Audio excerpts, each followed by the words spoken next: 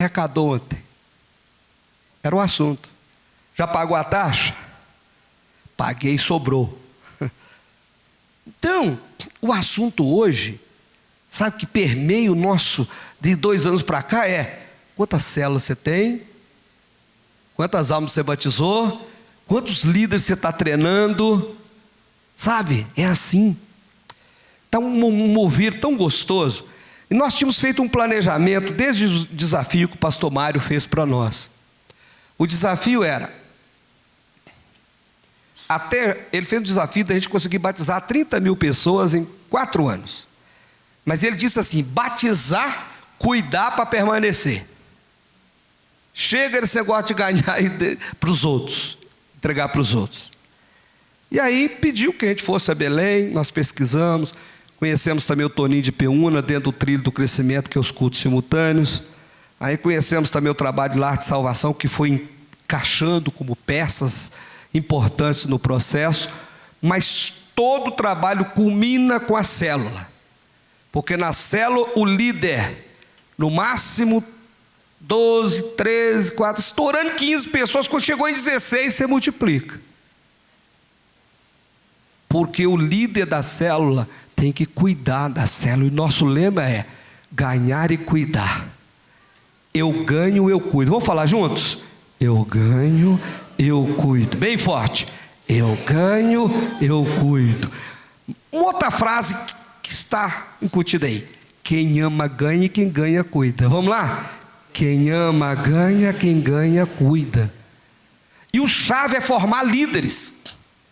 Eu e você, pastores, fomos designados por Deus para treinar, para levantar e treinar líderes. Mas quem levanta os líderes é Deus.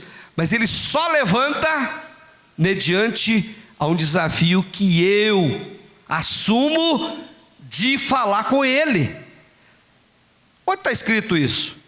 Lucas capítulo 10, anota aí, verso 1 e 2. Lucas 10, 1 e 2. Na missão dos 70, em algumas traduções 72, mas nós não vamos brigar por causa desses dois. Um botou 2, outro faltou 2, não tem problema. Com certeza eles vão estar no céu. Então, Jesus manda de 2 a 2. Antes que ele chegasse naquele lugarejo. Mas no verso 2, ele faz um desafio para mim e para você, enorme. Porque chega um momento, parece que estanca, né? Parece que não vai. Parece que não vai. Atende até. Isso que eu estou conversando com gente que chega em 15 e não chega em 20. Quando chega em 30 parece que garra, mas depois você passa dos 30 e chega fácil em 60. Chega em 60 parece que empirreia, como diz minha mãe lá na roça. Garra. Aí você recebe treinamento, vai para 90. Quando chega em 100, mas não passa de jeito. Daqui a pouco começa o multiplicador. Então estão fases. E nisso passa a gente entrar em crise, que uma delas chama-se liderança, formação de líder. Onde estão os líderes? Aí Jesus falou assim: peça a mim que eu vou te dar o líder. Só que tem um detalhe. Paulo, nas suas cartas, diz que para você é o equipador dos santos. Então quem levanta o líder é quem? O Senhor. Quem acrescenta as almas é Ele. Só que quem treina e cuida do líder é eu e você. Nós somos treinadores dos líderes. Somos equipadores dos líderes. Eu me lembro que uma vez um grupo de homens na igreja, eu orei a Deus, falei: puxa vida, assumi aquela igreja. Pastor Eduardo deve ter conhecido a governador Valadares. Sucediu o Valdir Nonato, que tinha falecido. Tinha 144 membros o dia que eu assumi. Não é 144 mil não, viu irmão? 144. Não é 144 mil do Apocalipse não. E o grupo de homens era 5, 6, 7. Eu pensei: quantos anos está com 5, 6, 7? Uns 4 anos. Orei a Deus, falei: Senhor, abri esse texto aqui, comecei a rogar. Ajoelhei e falei: Senhor, é aqui que é a minha solução. Eu preciso de um líder, para liderar esses homens. Chegou um moço lá na igreja, era dono lá, converteu lá, dono de uma autoelétrica. Cheguei para ele, e chamei ele para fazer um discipulado com ele. Eu orei por ele por algumas situações, falei assim: olha, Deus me mostrou que você é a resposta dele para mim, como líder dos homens. Mas eu, pastor, sou novo na igreja, está cheio de gente velha na igreja aí, antiga na igreja. Mas eu falei: você, seu líder. Botei a mão na cabeça dele antes que ele falasse não e já orei. Aí ele olhou para mim: e aí, o senhor vai me apoiar? Eu falei: não, você, líder, é coluna no templo de Deus. Então vocês são sustentáculos, apoiadores. É você que vai me apoiar, não é eu que vou te apoiar. Eu vou te treinar. Mas se você for fazer reuniões como eu faço, em formato de culto, não vai dar certo.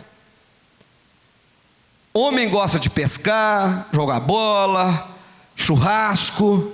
Começa a fazer algo dinâmico. Começa a fazer trabalho nas casas com os homens. Chame as mulheres e pergunte o nome do marido, o telefone, a data do nascimento e liga para eles.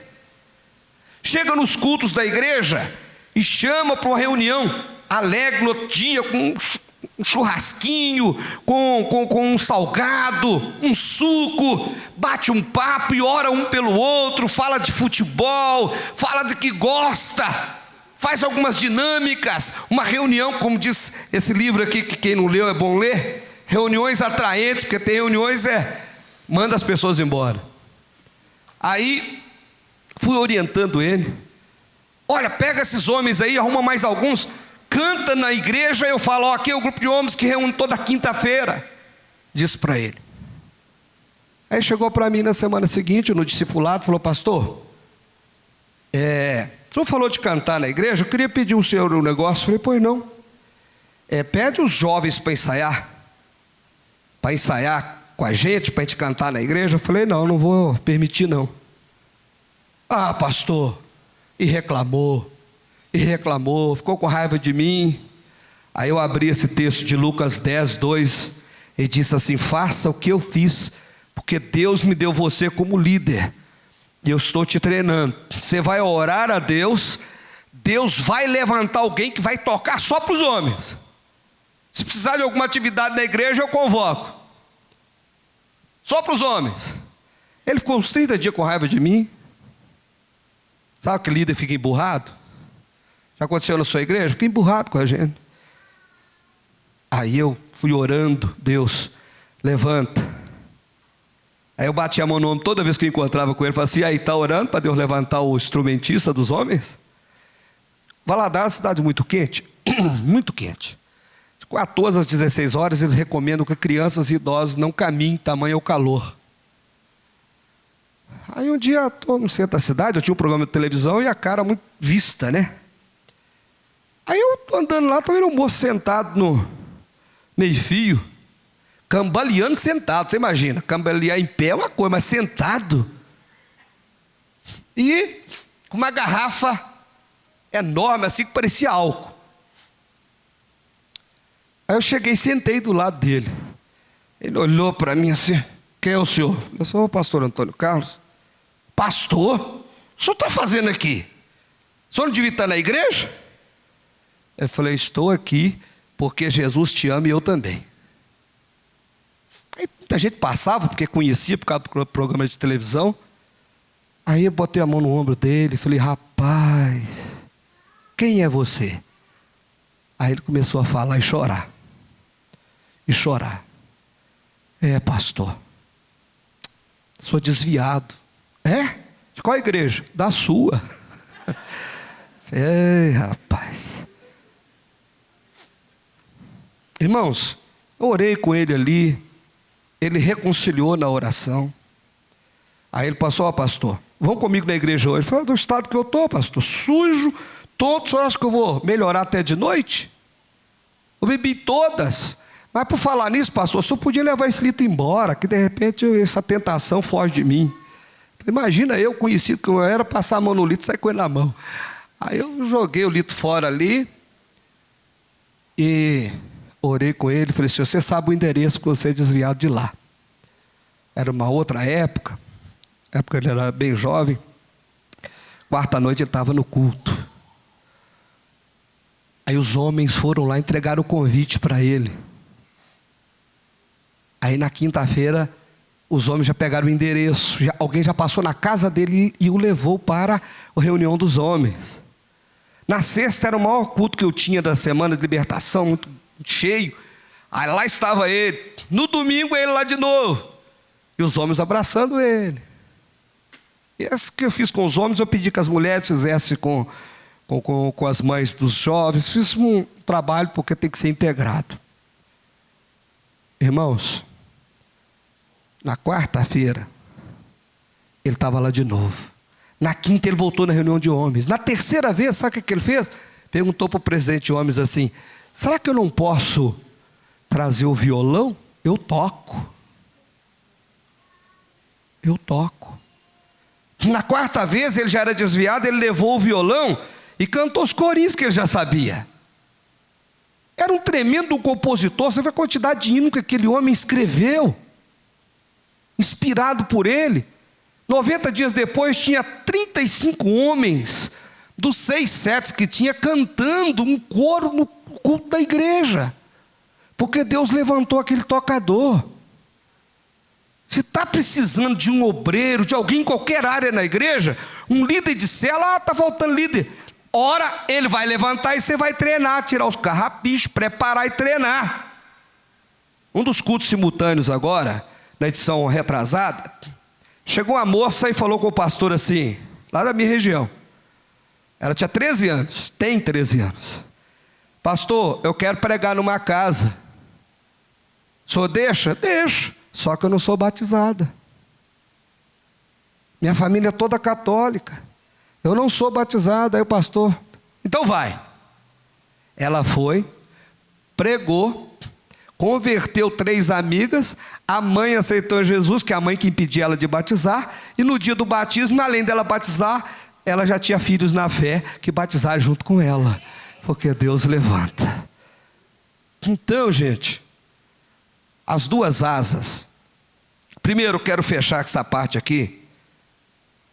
Se está faltando obreiro, a culpa não é de Deus, a culpa não é do líder, a culpa é nossa. Rogai, e nós chamamos o líder que está faltando gente, está faltando líder de criança, vamos orar junto com o líder, mostrar esse texto, porque o Senhor diz: rogai a mim e eu vou dar. E a minha função e sua é treinar. É treinar. Há o treinamento teórico e o prático.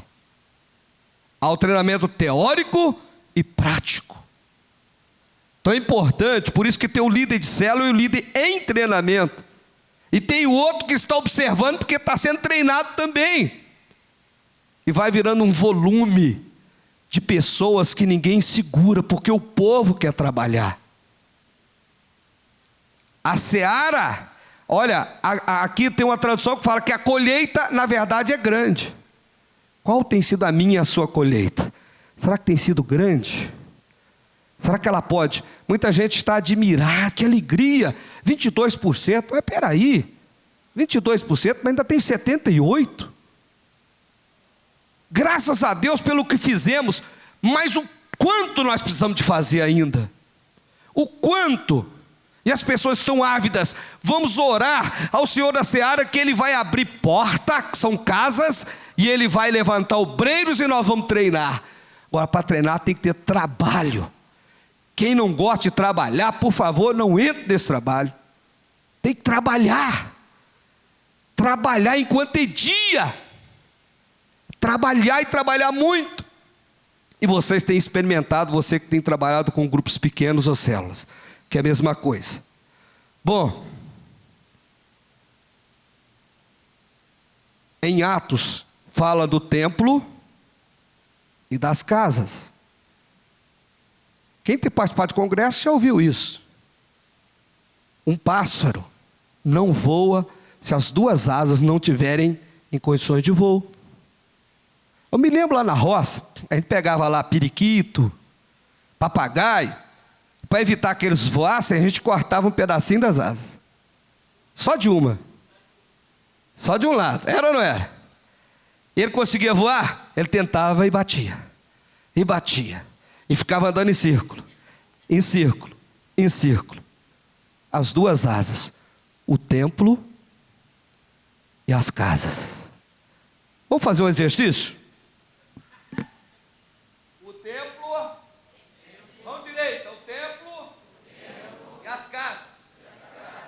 O templo e as casas. Aí alfa voou. No templo, bons cultos, bem organizados, começar o culto na hora certa, uma boa recepção, um som agradável, não aquela barulheira chiando para todo lado. Mesmo sendo um som simples, é possível organizar direito. Se tiver chiando demais, falo no gogó. Então eu cheguei lá, tinha uma pessoa que era técnico da igreja, deixava o tempo aguçar. Eu cheguei e fiz o culto todo. Cheguei lá atrás e falei assim: eu vou te mandar embora. Que isso, pastor? Tantos anos que eu trabalho aqui, e essa porcaria, rapaz? Para Deus é o melhor, você recebe para isso? Você está brincando com coisa séria? Culto organizado, som bem feito, um louvor cujas músicas estejam em sintonia com a mensagem. Não deixar mais o pessoal cantar o que quer, o que pensa. Se o Senhor deu você, colocou você como anjo da igreja, profeta da igreja, você vai coordenar todo o culto. Reunir antes, jejuar e orar com esse povo, porque durante a música pessoas são libertas, curadas. Eu me lembro quando eu cheguei na igreja, a gente é novo na fé, o que nos ajuda, pastor Irineu, sabe o que é? É a música. Música, você guarda o corinho. Eu me lembro, irmãos, eu não entendia nada de Bíblia, não sabia nem como é que abria, nem Bíblia eu tinha. Eu me lembro naquelas primeiras correntes, tinha um corinho que Deus usou aquele corinho, o Espírito Santo me trouxe a memória, eu cantava ele, e o diabo tacando a mente, e eu cantava: sai, sai, sai, todo o povo